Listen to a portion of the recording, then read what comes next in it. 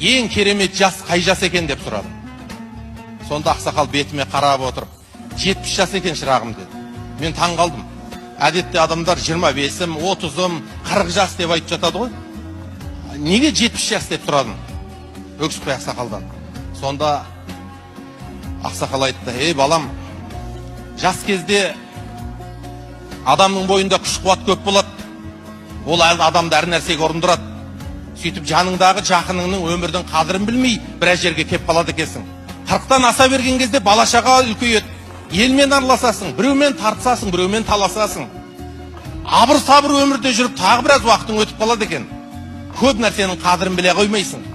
Ал жасың 70-ке келген кезде жақының кім, жатың кім, досың кім, қасың кім, балаң қандай, немере қандай, өмірде не бітірдің, не тындырдың, артыңа қарауға бір сәт мүмкіншілігің болады екен деді.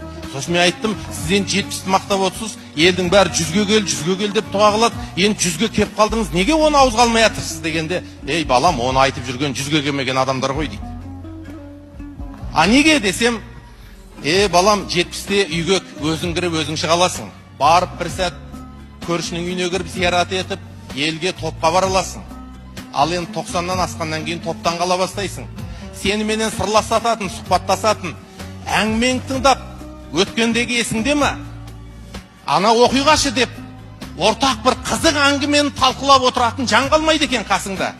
Құр 95 деген жасың болмаса, ауыз толтырып айтатын, естелігіне үйітін, сенің қадіріңді біліп қасыңда отыратын адам қалмайды екен шырағым деді.